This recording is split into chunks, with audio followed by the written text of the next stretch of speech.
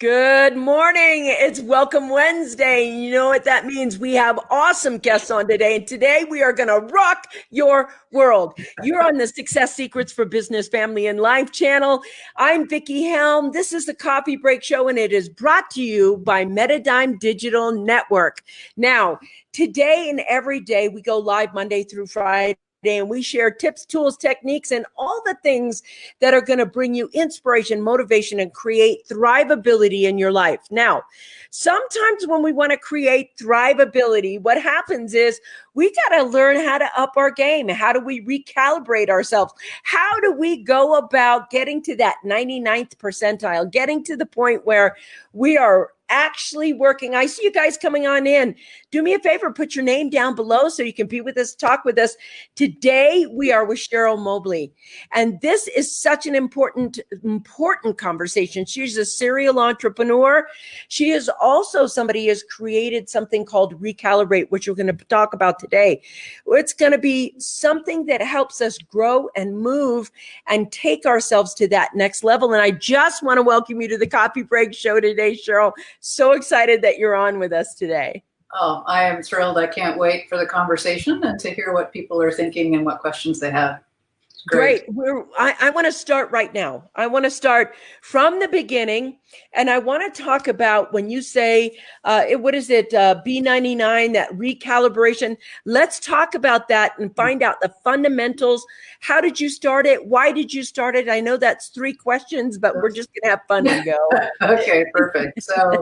So the whole B99 concept came when I was a hospital president, and I had an amazing team, and I'll say past tense, even though I'm not with them anymore, they're still amazing. So it wasn't about me for sure, but we had an amazing team, and we would consistently be in the 99th percentile when we were measured against other hospitals in the United States.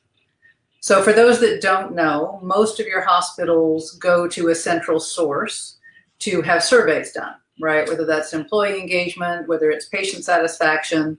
Because you have to be compared across the country, you've got just a couple vendors, right?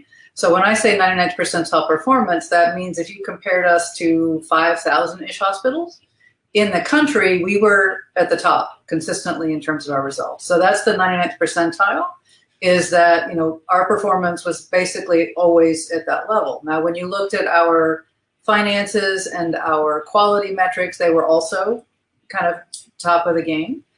And so that's where the B99 came from. Wow. Is, for those leaders that want to have an organization that operates consistently at that level. And it's not just about the dollars, all right? We've all seen organizations that had a short-term fix on dollars and then they're gone, right? Because they were going to do it, whatever it took, they were going to hit their target. And what's so different about the B99 piece is it's a very fluid in terms of what does it feel like to work there? Right? Do you develop and serve your clients and your customers in such a way that they are your raving fans? Do people want to stay with you? Is the experience good? Yes. Is the quality, whether it's a clinical service or a product, really, really high? And so, of course, you have to have a strong bottom line, because if you're not, there's a problem. Something's not right. But it's very much about that big picture. It's not one or the other. And so people would say to me, well, what's the one thing I need to do? And I'm like, you live in a really happy place. Because there is no one thing, right? If it were one thing, anyone could do it, it would be easy. And there's a reason why only 1% of the organizations get here, because most are not willing to do the work. And if you look at some of the results, right? So for personal development work, only about 2% of the people are willing to put in that work. Mm-hmm. And then when you add a layer of running an organization on top of it, it's about the same, right? There's nothing, I don't believe that there is anything that stops any one leader and organization from getting to 99th percentile performance other than their willingness to do the work. But that's exactly the bottom line. I want to touch on that because I think it's so important. Everybody, especially on the internet, they're always about the short game. They're always about the startup phase. And I get that the startup phase is there, but to get to the 5, 10 million a year, 30 million a year. You have to get out of startup phase and you have to come into the builders phase. Mm-hmm. And the builders phase, that's such an important piece because it requires systems and productivity and accountability and making and tweaking and growing. And this is where, to me, this 99 percentile, this is how it happens. Everybody gets startup, but the reason startups fail is because they cannot ramp up and then ramp into this phase that you're talking about right now. This is the phase where we lose the greatest amount of businesses because they're unwilling to, do some of these things.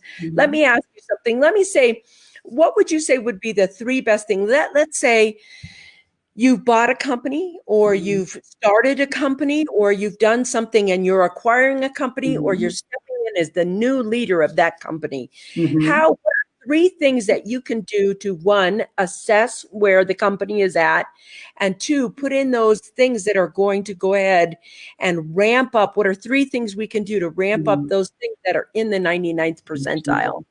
So fabulous question, right? Because whether you built a company yourself or you're stepping in, if you come in, if it's your own company, your blind spot is usually you see what you expect to see. Or you think everybody believes and knows what you know, right? If you assume that if I were to go talk to 25 of your people and I ask them the same question, I get the same answer because you just know it. So that's the blind spot on the kind of the founder CEO. If you're going in and buying it, you're a little bit more open, but your blind spot may be that you want a certain outcome, so you kind of select the facts that fit, right? If you really want it to be true. So the first thing, and I'm going to hold this up real quick, and everybody can certainly have access to this on my website, but this is, trying to hold it so it looks good. I'm not Vanna White, clearly. Here we go. Okay. And so this way. There you go. Okay. There you go. So what this is, you can't read it for sure, but this is the B99 framework, and it's designed as a wheel, because you don't get to just, again, do one thing. And you don't get to touch on something once and then never do it again. And the way it's framed is there are the 7 drivers that I pulled out from our experience as a hospital, because I worked with a lot of other fabulous presidents who didn't get the results that we consistently got. And so I was like, what do we do different than them? Because there has to be something. What can we pull out? How can we reverse engineer it? And so with the way that this graphic is laid out, it's a question for the leader to ask first. And to your question, that's the thing right now, right? It's to what is the questions that you as the leader need to ask? And then it spreads out to what does an individual contributor need to ask? What does your team need to be asking, whether that's an ad hoc team or a permanent team? What does the organization as a whole need to be asking? And so you look for, and what ties that all together is congruence. And so to answer your question, to me, the most important thing flat out is that you have clarity. Clarity is, yes. And most of us think we do, and I will ask a question for 2 founders, and I said, y'all can't talk. This is not a team exercise, okay? This is a question. What is the answer? And I will find things like this. And I'm like, okay. So this is the first place to start.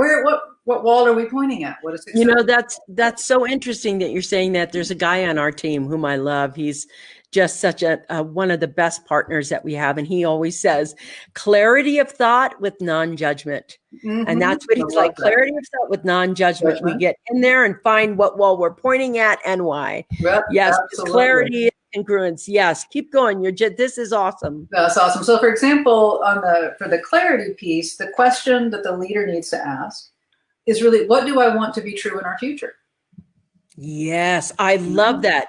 What do I want to be true in our future? God, I love that. That's it. Write it down. Yeah.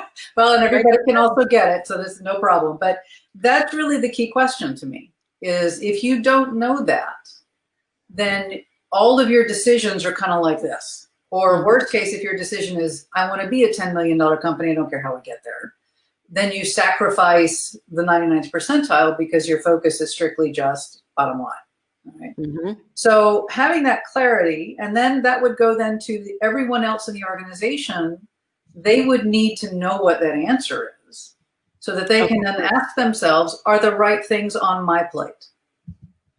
today, this week, for the next 3 months, whatever it is. Because if the right things aren't on your plate, you can bust your chops, but not be moving in an organization, not be moving in the right direction. So for me, clarity is the be all and end all. Without that, you can work so incredibly hard and paddle so fast and flap your wings really fast and nothing changes except you're exhausted. Right? So that's the first thing. And so I would always, that to me, if I were to answer your question going into a company, I would ask the leaders individually, like I said, not a team assignment, right? What do we want to be true? And then your first step has to be, if we're not congruent on that, and unless they're almost like a unicorn, they're not going to be. Are you listening to this, guys? You don't, this is so powerful, the information you got. Everybody loves startups. Startups all fun and we're doing it, blah, blah, blah. But in order to get there, she's giving you those pieces right now. You need to know where you're going. There's got to be congruence. You got to be asking these questions and you've got to be implementing these things. If you don't have these things in place, you're not going anywhere. So once you open the doors, instead of saying then what, just that one question, what do we want to be true? Wow. Keep going. I'm sorry. I don't. No, I love it. I'm so excited about this. This is absolutely the most incredible sharing she's giving you. I'm telling you, I have paid $10,000 for a few hours in a day with somebody to help me do what she's doing right now for you for free. I mean, this is exceptional. Thank you for being so generous. Thank you for being so generous with your knowledge. Continue with this. We are on the number 2 part. So before I go on, I want to add 2 things to keep me honest if I don't go back in the right way. I had an experience, like probably most of your listeners, where I worked for another organization and it pretty much sucked the life out of me, right? And because it is not acceptable to me to not do my best no matter where I am, I was completely drained, right? And it was 2 years that were just wretched, right? And so I know what that felt like. And I know what that did to me. And I wasn't in a leadership position in this organization. I know what it did to everybody else. I know what it did to the service that we provided. I know what it did to my family, right? Because when you're trying to maintain and you come home and you're kind of like, yeah, and I'm a pretty level person. So if it was really getting to me, I know it gets to people. And so when I then ended up working in this hospital and I could feel the difference, I mean, people would literally come to walk in our hospital because just the way it felt, which you don't normally do in a hospital, right? And so it was such a striking contrast. And so for me, the reason I do this is because I have worked in an organization that sucked the life out of me. And then I've had the flip side of experience of going, this is still work, right? There's still stuff that you're like, gah, but it's so different and it's so possible. And for me, it's like, it's my obligation to say, if you want to do the work, here's the path. Right. So that's what drives me to kind of, to your point, was to go, how can I tease apart what we did differently? Because people would say to us, you make it look easy. Yes. And, so it's absolutely doable. The other thing to your comment that I've seen it bite a lot of us, and I've seen it get even worse lately, is, well, I want the sexy new answer that nobody's ever told me about that's going to just like fix it. It's like the magic fairy dust. And it's like, if we've heard it before, well, there's nothing sexy about clarity. And if you spent time working with somebody, you know how hard work that is. Right? That's right. There's nothing sexy about clarity. It's so interesting that you say that. And I think it's so important because we're sold the dream that if you're an entrepreneur, you can just outsource everything you hate. And I disagree with that.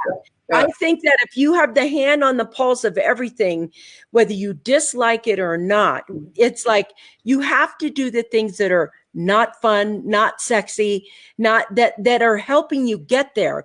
But if you can see those things in a way that's helping you get there, they suddenly are making sense. They suddenly have some sort of quality about them that's important. This is what you just said is so key. Don't run away from the things you don't like or that you don't think are sexy. You got to do them in order to win. Mm-hmm. Yeah. And so I wanted to bring those up because I know we all want, well, I want the new toy. And it's like, you're not doing the old toy, right? I know. Start with the old toy first, then you can maybe create a new toy. But we have this bias toward, oh, it's fresh, it's new. It's like, yeah, it is. But if you're not doing the basics, it's not serving you. So anyway, so I digress. So the next thing, what I would suggest, whether it's your own organization that you built up, so you're a founder, CEO, or whether you're looking to buy, is that you ask that key question that we just talked about. What do you want to be true? You ask the leaders independently. And I can pretty much guarantee you're going to have to do some work, right? To get everybody, you know, on the same page, whether you do it as a group or you bring somebody in to help you because it's just kind of like, we didn't know we disagreed. Wow, okay. And then you have to take it out to the rest of the organization. Because if they don't know, then they can't be making the choices to support moving you forward in that direction. Right? So to me, those are kind of two massive things that you need to do and see. And you can certainly get a pulse check if you ask people, what are you here to do? You know, another question I like to ask people is, how do you make decisions? Right? If somebody tells me, well, we wait till the last minute and we just decide, or, oh, we're never allowed to make decisions, or I don't know, because they seem like they're all over the map, or it's plan du jour. Those are cautions, right? That not that you can't turn it around, but you need to be aware that that's what you're stepping into. All right. So those would be, you know, the things that I would say, first off, you've got to get a really good sense of the level of clarity all the way through and not just quote unquote stop at the top. I want to talk about that too, because I think that's important. First, I want to say, hey, Ryan, thank you. I know this is you, buddy. Resonate deeply with that soul-sucking corporate experience. There's a different way, and thank you for helping others see it. Yes. We've already put up, it's not yet time, but we put up Cheryl's program. It's right there. It's in there, so you guys can see it. Thank you for that. I want to get back to the conversation. I think it's also important to get the right people on the bus to create the culture that you want, and creating a culture of productivity and those things that help people. I want people to be proud. You know, I know one of the biggest things that people have is if they're proud of the person they're working for, if they're proud of the leader, like who doesn't want to say, I work for Oprah Winfrey. I work for Oprah Winfrey, or I work for Steve Jobs. That's who I work with. That sense of dignity and pride, and how do we instill that, and how do we become that as a leader, and how do we create the culture of productivity that helps elevate everything? And I noticed you said you have to decide, your partners have to decide, then you got to bring it out here, you got to let the people know, you've got to have this whole structure in place. And how do we create maybe a vision or a mission or something that brings up those productivity things? What kind of things do you use? Well, you ask such awesome questions. So this is a great lead up. So with the rest of the framework, the whole intent, because you can't be 99 without it, is that you and your team, everyone there, enjoys what they do. So what do you need to do as a leader to create that condition? All right. What do you need to, one of the things I ask people a lot is, what do we need to stop doing, start doing, and keep doing? Yeah. Because it's all three of those things. And again, that's another clarity question. Because when you make a choice to do one thing, you are by default making a choice not to do something else. And people don't often recognize that. You know, they let other people's priorities run them because it feels easier in the moment to go with it. But I'm like, but by that again. Say that again. That's so important what you said. It stunned me. I was like, wow, that is it. Say that again. I'll try. So it really, for me, I want people to have the awareness as an individual human, as a leader, right? As somebody who works in an organization. When you choose to do one thing, you are by default choosing not to do something else. It's true. Because you're a finite resource. That's right. You just are. And so I see too many people going, well, I'll just kind of go with the flow, but it's not a big deal. I'm like, no, big deal. Because you're a finite resource. And you need to understand that you're making a decision to not do something that may be what you really need to do. And you have the right to make that decision, but be really, really clear you're making it. And, You and know, so, what you said is so important because a lot of consulting firms, I am a consulting firm, a lot of the people that I have talked with, when they get to the point where they don't know what to do in startup, the first thing they're going to do is they do the thing they know to do. Everybody, let's go make a logo. I'm like, what for? How does that make you money? How does that get you there? And it's that not knowing what it's like, the thing that you're supposed to do. And this is so important. You know, I write books. That's my gig. I write books and I speak and I this and that. And when I first started writing books, I noticed something, and it speaks to exactly just what you just said. And that noticing was that when I got stuck at a chapter, which is I didn't know how to let the chapter unfold, I didn't know how to start the chapter, organize it in my mind, I would start avoiding. And it was quiet avoiding. I'd always have these sexy excuses of, well, you know, first I need to outline this and maybe I need to go get some endorsements, but I wasn't actually tackling the thing or looking at the thing. I was creating avoidance. And the second I did that, the second I caught myself avoiding, I would get, you know, to the point where I was like, that's it. And I would sit down at the computer and I would just do something on that chapter and suddenly it would unfold and come out. And to me, what you just said about, you know, maybe you're supposed to be doing this and now you're kind of not doing this. You're making a choice not to do this. We have to get to the point where our leadership allows us to look at our behavior and say, do I have clarity of thought with non-judgment right now? Clarity of thought. That's what my guy says all the time. And he's like, you're clarity of thought with non-judgment. The first person you got to get right with is you right now. How are you feeling? How are you thinking? What is here for you? Are you trying to avoid or push off? I thought that was so important. And, you know, they're talking over here. Look at Karen agreed. Too many are in front of the money, not the purpose. And this is the things that we're talking about right here. And I want to continue the conversation, but I just thought that was so cool that you said that. and you're spot on, because I know a lot of the clients I've worked with, especially when they've hit, you know, $10-20 million mark, they're convinced that what they have done is what they have to do to go forward. And so I would say to them, I said, part of my job is going to be prying your hands off the bar. Okay. Because you cannot simultaneously grow and have your hand in everything, because now you are like the ultimate choke point. So, you know, it's so funny you're saying that. You're so funny because you think there wouldn't be any comfort zones or 20 or 30 million, but there is. There's comfort zone. What you just said. Absolutely. Yeah. And you default to what you know.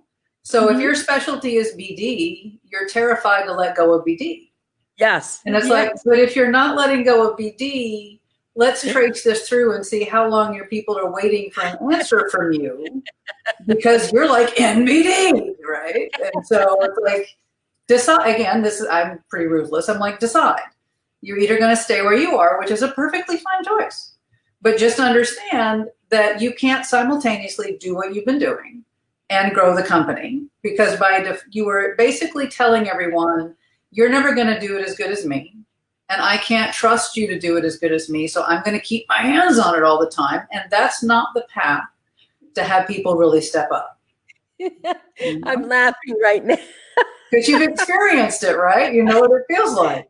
I'm in it right now. Yeah. I have this magnificent team of 7. And I realize as we, you know, continue to grow, and we're vastly growing right now, vastly.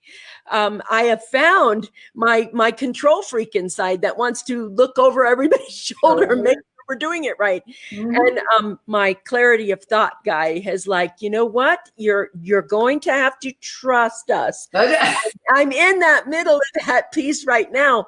And I'm finding out that it's faster if I trust than if I'm constantly micromanaging. And I want to tell everybody I love you and thank you, and I apologize, and I'm truly listening to what she is saying.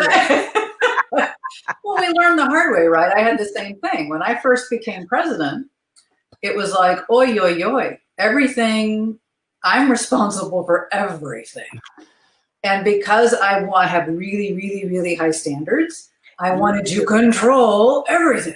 Me And too. I had, right? And so I had somebody say to me, she goes, Cheryl, we got this. And I'm like, you're right, and I'm sorry, right? Because that wasn't the message I meant to be sending. And so what I had to do at that point was be incredibly clear, again, clarity, what does success look like, right? Are there any non-negotiables, things we cannot do? And then to say that here's my role, right? Here's what success looks like. Here's the time frame. I am here. Cheryl is here when you get stuck. You know, I'll want periodic updates just so I kind of know how we're going, but you have the expertise. You know what to do. Y'all run with it. And I can't even begin to tell you, I mean, this team blew it out of the water as they continued to do, but they wouldn't if I had been like, well, I didn't do this, and what about that? You know, and it's like, it's hard to pry, and that's why I can talk to my folks about prying their fingers off, because I've had to pry my own. You know, and I say to them, I'm going to pry, and you're going to clamp, and I'm going to pry, and you're going to clamp, right? Until, like you have an experience where you kind of go, okay, you know. Did you hear what she said? Did you guys hear what she said? You're going to pry and you're going to clamp. And you know, I want you to know this is a process for me too. And I know that my team is just absolutely, I love this. Here we go. Comfort zones are choke points. Yes, they are. And I'm knowing that. Great concept. Yes. Trusting your team means letting go of some things. I agree. And I'm doing that more and more. Work on your business, not in your business. Trust your team. Mm-hmm. And, you know, I have to tell you, when that happens, I'm very fortunate because I have somebody that I'm very close with. He's like one of my best friends, and he's one of the smartest entrepreneurs I've ever worked with because he has so much heart when he works with us. And he's the clarity with non-judgment guy. And I trust him, like really trust him, because this isn't my first business with him. This is, I don't know, second or third or somewhere there. So I know when somebody's talking in my ear that I should listen to. Mm-hmm. I also know when somebody's talking in my ear that I should just ask them to leave the office. Right. And I get to the point where I want to say, and the question I want to talk about is advisors, because when I work with him, I use him as my advisor. Like, do you think, what do you? Right. How do you see it? Do you see the same? And he's super visionary. Like, I think I'm visionary, but he's like vast, man. He's just vast. But I'm wondering how important is for someone to have, it's like you're in a leadership role. How many advisors did you have? How many go-to people did you have so you could go, what about this idea? And how many of those advisors were part of your team as well? A great question. So for me, it was when I was asked to be president, that was my first time in that role. And so I certainly was like, there's a lot I need to learn. And I'd rather not learn it the hard way because nobody deserves that from me, right? And so I spent a fair bit of time, just kind of bouncing ideas off, my supervisor, who was a group vice president level of a very large organization. So somebody with a lot of experience. Also worked with the rest of our leadership team because we all saw the world differently, which was fabulous and aggravating. Right? Yeah, right? It is. So it's fabulous because if you all see it the same way, you've got the same blind spots. And even if you're going, oh, we're so good, you won't be for long. Okay.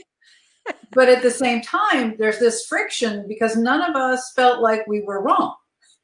Because the way we saw the world was like, well, but how come you're, it's not like mine. And so it's that trusting thing that says, okay, here, I get it. I'll yield on that. But then there's sometimes where you're going, I won't, I won't shift on that. So certainly at the peer level, if you don't have that ability to have really candid conversations without angst, kind of what your guy's talking about, right? Without the judgment, you're not going to go very far. Or that the cost to you personally is going to be so great and nobody's going to want to work with you because they're like, World War III is out there. Thank you. We'll just go somewhere else. As far as having external people, I think for me, the more I have learned about what it takes to really lead an organization effectively, the more I am convinced, and I don't say this because I help people, right? But the more I am convinced that you need someone outside of you who will call out your blind spots. Yes. But you've got to make sure, to your point earlier, that there's somebody that's congruent with the approach. You certainly don't, if you want a B99 approach, the last thing you want to do is somebody goes, okay, well, we're going to reduce the headcount, we're going to reduce the quality, and we'll get our margins up, and we'll change suppliers, and we'll do this, right? So that's the thing to me is making sure that whoever you pull from, has the experience. Because like you and anybody else who's listening, who's running their own company, they've got a boatload of people telling them what to do who have no experience ever having done anything. All the time. I get people telling me how I should write books who've never wrote books, how to run my company, never done what I've done. And I'm like, okay, those are the people I tell you to walk out the door with. But some are even more subtle. I mean, those are the obvious ones, right? Yeah. There are some that are just, you're like, what exactly have you done? And that was part of it for me, because it's like there aren't many people who are serving as kind of an advisor or a guide who've actually done it. You've got a lot of people telling you what to do who may have really good, well-intentioned things, but they've never had to live in the seat. Never done it, never anything. Of making the decisions. And, and a lot of times they're hard decisions. And so, yeah. I want to say this because I think it's so important, because you are really filling a hole in the boat. In my experience in the business world, this is the hole in the boat. There is a boatload of people who are advisors for startups. I mean, everybody wants a startup. There are a boatload of people. When you hit about 20 or 30 million, you're trying to go to that next level. Boatload of advisors here. But I would say between 1 and maybe 15 million, when you're in the 1 to 5 million range, very few people will tell you the experience you need to take your business to the next level. And Cheryl Mobley is absolutely one of the people who does. This is someone who knows this area and knows how to take you from here to 20 or 30 million. That, and a lot of people think, well, 1 million, I'd like to just get to 1 million. Which is cool. You start up. Yeah. When you hit your first million, there's some level of confidence that happens. But there's the point where you start up and you hit the end of startup. Let's say startup maybe 300 to 500,000 a year. That's in your startup range. That next level from that startup, $500,000 a year, and you're going over to about 15 mil. That section of time, this is the time where you need to put these things and systems into place relentlessly. And the person who needs to grow first is the leader of the company. And this is so important, what she's sharing with you today. I want to take a minute because I thought this was cool. Talking is one thing, walking is another. Owning it and allowing it is the way. Do you have the ability to allow it? Because everything's gone. You're right. I want to let you know, this is a clue for me. This is the gentleman who is the non-clarity, the clarity with non-judgment, clarity up with non-judgment. This is my guy. This, because everything is going to be all right. And I can hear Bob Marley in my head. And he's like, here, it's taking a breath, right? It seems there's no coincidence incidents in life, is there? We're all on the same path, and clarity of the light, non-judgment, is the path leading us to our destination. And what is that destination? That is, and I love this. What do you want to be true for us? Everybody listening that works on my team or anything, what do you want to be true for us? I love that. Now, I want to let you know, I have used this system for years with every company. I do the 90-day, quarterly, 120-day, and we write all our goals down of what we're going to achieve. And everybody gets, their marching orders, and we're excited. We know what everybody is dependent on. It's like, we can't get here if somebody over here slows down, shortcuts, screws something up, we get there. And so in the 90-day, we celebrate, we look at, I want to know, what other tools do you use? Do you go quarterly like we do, or what do you use to keep everybody on the same page and looking and seeing the progression of everything you do? Yeah, fabulous. So For me, it's about having guardrails. And your guardrails they could be mission, vision, values, whatever it is for you. But it's something that says, when we are faced with an opportunity, if it's within this, we'll consider it. If it's outside, we're not even wasting our time. Beautiful. Right? And that, again, comes back to having clarity to know this is a possibility, this ain't, right? Because, again, finite resource. And if you spin your wheels looking at things that aren't, it tells me you don't have clarity or you're not comfortable saying no, neither of which is really cool if you're leading a company, right? Or leading yourself, right? So that's a huge piece is knowing what's in and what's out all the time. Because if you, to hit a kind of a B99 level of performance, it requires that it's not just you as the leader or the leadership team, it's everyone in your organization, back to your point about having the right people, who are all facing and committed and energized. And I tend to talk about energy more than culture because I want to feel it when I walk in. You know, we've all walked into places where you're like, how fast can I do a Yui, right? Whoa, right? Or places where you're like, wow, this is cool. And it may feel different. A hospital is going to feel different than a toy store, than, you know, whatever, but they should be, again, congruent for what they're wanting to do. So for me, that's the first piece, is that clarity of what's in, what's out. That everyone knows and everyone is trusted based on their level to make decisions without floating it up to the top, because that slows you down, right? And so that whole piece of knowing that you can trust your people, knowing that you've got the clarity, everybody understands what decisions they can make. Yeah. I can make this one on my own, or no, I need to run this to, you know, so-and-so kind of a thing. So that's a huge piece around getting people to be engaged. Because giving somebody the ability to make a decision says, I trust you. Yes. Right? Yes, it does. It's very empowering.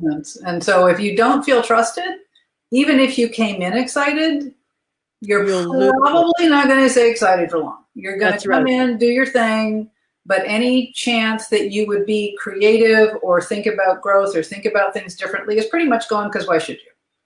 Right? Yeah. I mean, you know, I mean, at the end of the day, everything we do sends a message. And that's another good question I think people can ask themselves. This behavior, if it were done to me, how would I feel?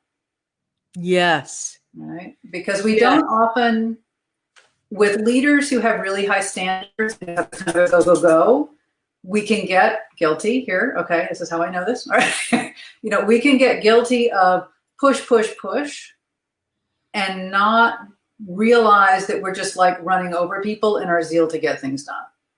And so if you don't trust people, if they don't have the ability to make the decisions, dissent, question, you know, you're and question, yes. Right. In a respectful way, of course. Of course. But there's a lot of that right now, because one of the things I just recently told the team that I get to work with is that I've never I built 12 companies in my lifetime, but I have never been in this kind of situation. Never been before, ever. And the flooding and the supply chains and the pandemic and the uncertainty. And I've never had to lead in these times, lead in these kinds of things. And what is for certain for me is, I built companies in a time where people felt good. Money was always there. Credit was everywhere.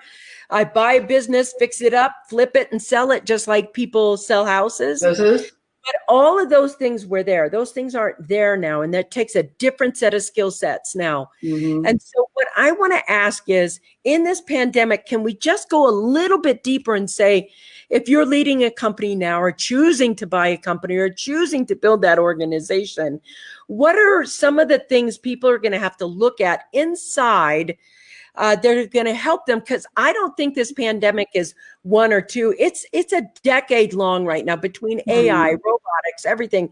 How is it? What could you share with them that said, this is a couple of things that I'm going to look for, and if they have to pivot, how they can pivot with everybody on board instead of, you know, just pivoting. No, that's great. Because I think the fundamentals are always fundamental.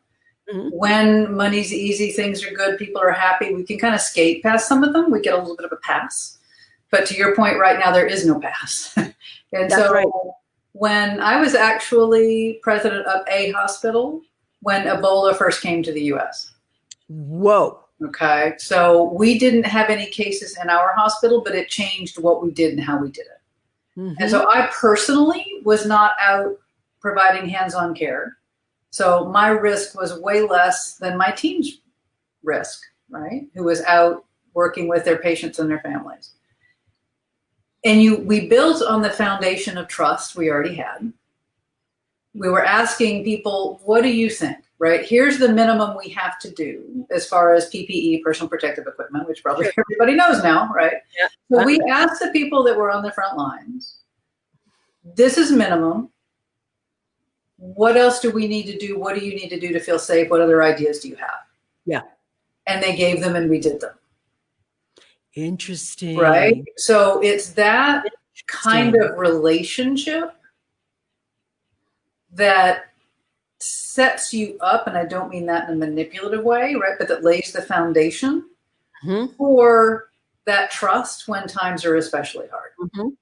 We all knew that we were there to take exceptional care of our patients and families and everyone who trusted us at a really difficult time. At the same time, there to take really, really good care of our staff. And so we would ask them what they needed. We would celebrate. We would give them freedom. We would ask for their ideas. If we couldn't do them, we would say why and what about this. So all the more imperative now that you have that foundation to build. If you're looking to come into a company or even your own, that's a great thing to check. Do we have trust here? Right? Or people like, yeah, right. Sure. Because I worked in that, where somebody, the more they spoke, the worse it was. It's like, you're better off not talking to me, honestly, because I trust you even less now than I did before. This is really not a good direction. And, but I've had other leaders that I walked through fire for because I trusted them. Yes. I knew we were there for a reason bigger than ourselves. Again, it's not just about the money. And I knew I was seen as a person who had a life outside. I was still expected to perform and deliver, no question, but I wasn't just a body getting a task done. Yes. Yes, yes, yes. I want to tell you something. You said something that made my heart go up in my throat because I really connected with it. I connected with it so much.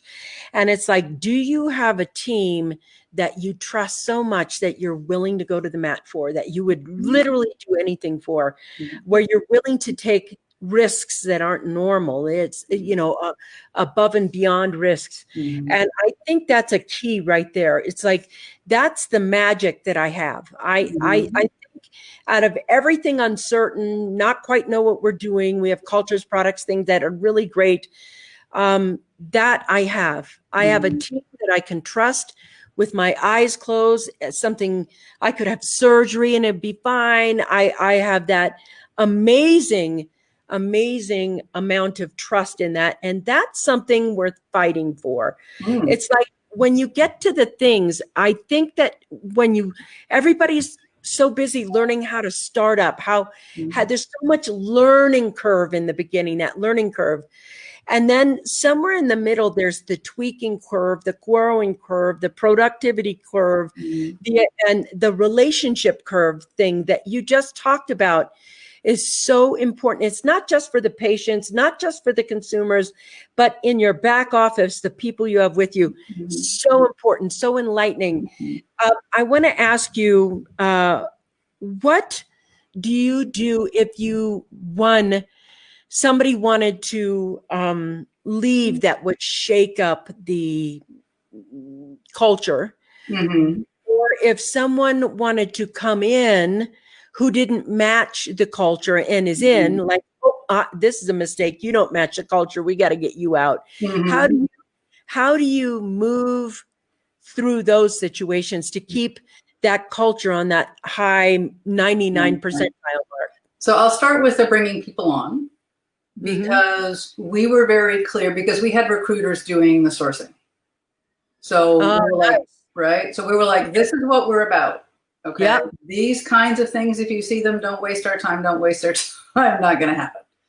And so we would interview them. If they made it to the screening, then a manager or a supervisor would interview them. and let's say for nursing, because this was brilliant, and it was instituted by our CNO, and I thought it was fabulous. If we were interviewing for a nurse on day shift, a small group of the day shift nurses would interview that person as well.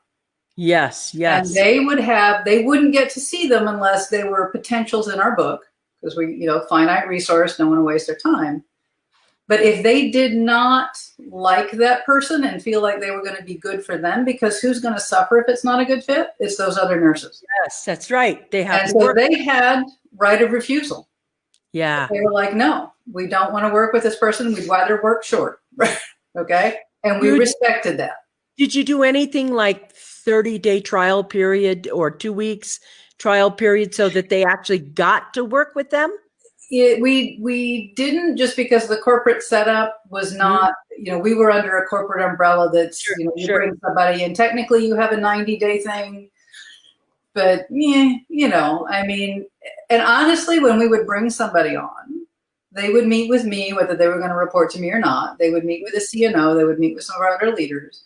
And I loved it. Somebody said, to the point. And Jay, I love that. Yes, I am. So, is I would tell people, I said, you have come in to an amazing organization.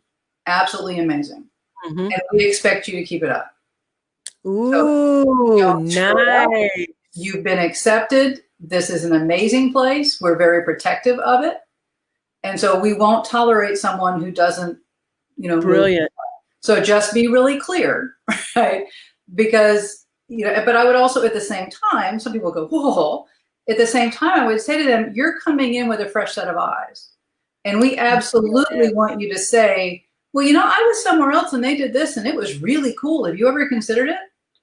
Because I'm like, you will never see more than when you first come in. And so please, please, please say to any of us the things that you see, the other ideas that you have, or the what? So smart. Right. So smart. And so it was that flip side. I had one of the things somebody said to me, and I hadn't really thought about it, but I'm like, that's true. It's like, I set incredibly high standards because I'm like, if you're going to do it, do it. Otherwise, don't be here. But at the same time, with that high standard, I expected people to push themselves because there was trust, because they had the ability to make decisions, because they knew what the outcome was supposed to be, because I trusted them to come to me if they got stuck. But the more I pushed, the more I praised. Yes. Right? Did you hear that? The more I pushed, the more I praised. Oh my God, they're popping off. I have to do this right here. Just a second. Yes, I am right with you, Cheryl. I've been in that position where we did a team huddle, where we envisioned what we want in a pure attitude, mindset, teamwork, work ethic, etc. Then I would interview. It was amazing how we always got what we wanted and envisioned. We had high standards and met everyone. I want you to meet somebody, Cheryl, that I think is very, very important. She is a medical worker as well. She has turned 4 failing buildings that were going to be sold to 5-star Newsweek reported buildings. The best medical team person I've ever seen take teams and create productivity. Buildings that were not profitable were profitable in 30 days from when she walked in the building. Wow. And a lot of that came from the stuff that you're talking about. Everybody, the stuff that nobody wants to do. They like, somehow they think you're startup and then here's revenue. And in between there's, startup profits. And these things that you're talking about, these skill sets you're talking about, and I want to let you know, I plucked her from that industry, and she is the organizer of this company who puts everything into place that you're saying. Awesome. Everything that you're doing, everything you're saying, I totally resonate with on such incredible levels. I wish I could play this over and over and over again, do this conversation over and over again today. But I know when we get to the top of the hour, I can't run around. But here's the thing. If you have a business right now and you're thinking, man, I'd like to get to the next level. I'd like to be in that 99th percentile. How can they work with you? Where do they get you? Tell us about how someone who's in that, range, who wants to get to that, 10, 15, $20 million range. How can they get to you and work with you? Oh, great. So obviously there's the website. which is recalibrate.today. Recalibrate.today. Is certainly a way to reach me. My email is cheryl@recalibrate.today. So those are probably the easiest. I'm on LinkedIn. I've got some YouTube stuff out there.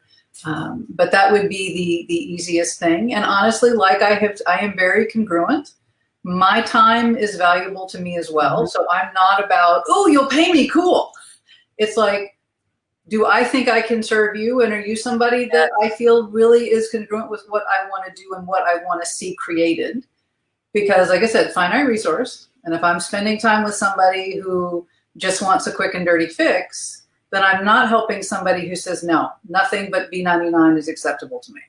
And so it really is kind of a two-way screening because it's my time too.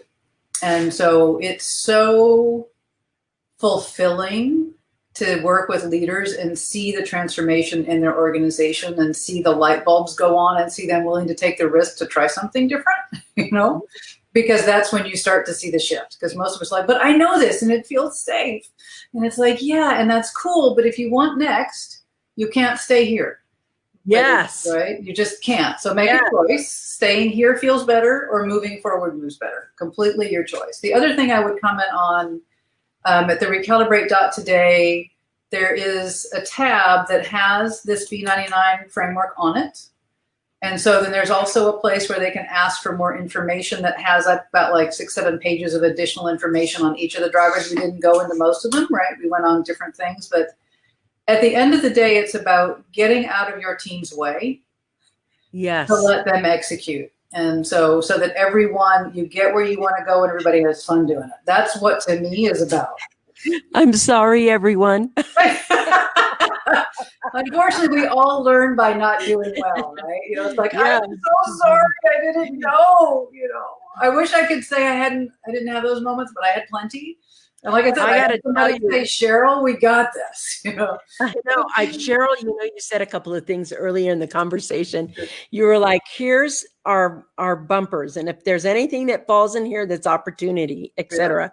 So we do the 90-day thing. And in this 90 days, we had a lot of opportunity fall, but it meant a lot of work.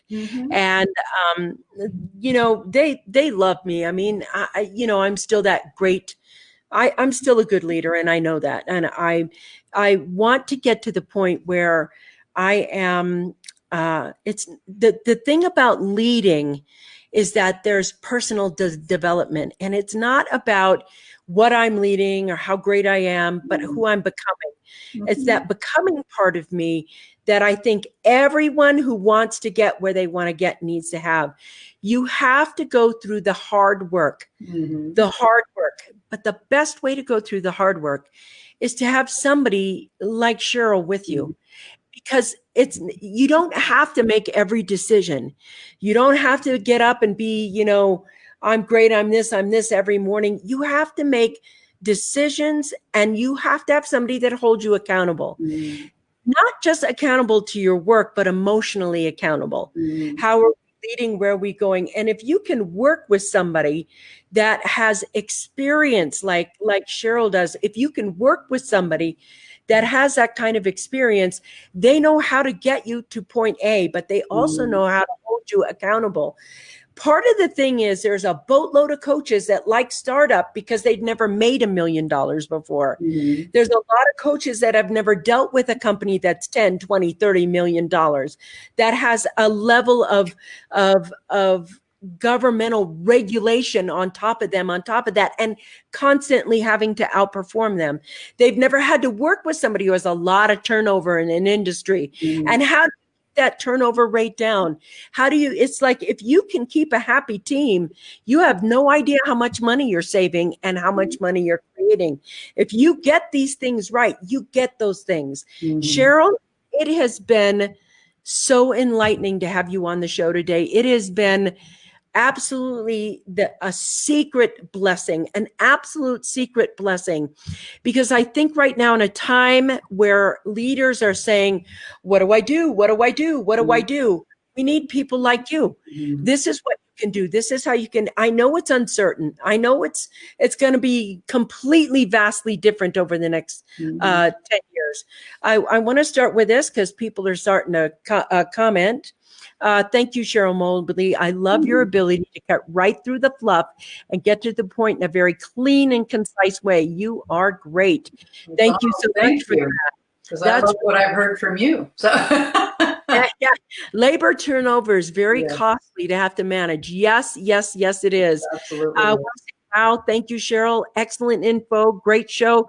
Let me tell you, the stuff you got here, the replay button, hashtag replay. Don't let this show go by without listening to it twice and taking notes. Cheryl, thank you so much for being here today. Appreciate it. It was wonderful. Thank you so much for what you do in the community you built and support. This has been great. Hey, all right, you guys, tomorrow, I know we're going to be talking about Cheryl. I get it. It's going to be fun. Thank you. That's the Coffee Break Show today. I'm Vickie Helm. This is the Metadime Digital Network. You are on the Success Secrets for Business, Family, and Life channel. Remember, there is the show, Another Perspective. There's going to be the weather show on today. Don't forget to watch Unlocked. This week, we've got shows all week long. Thank you for being here. Mwah! Peace out. I'll see you guys later. Oh, gosh, look at this. It's still coming in. Thank you, Cheryl. Awesome show. Thank you, everybody. Thank you so much. See you later. Bye-bye.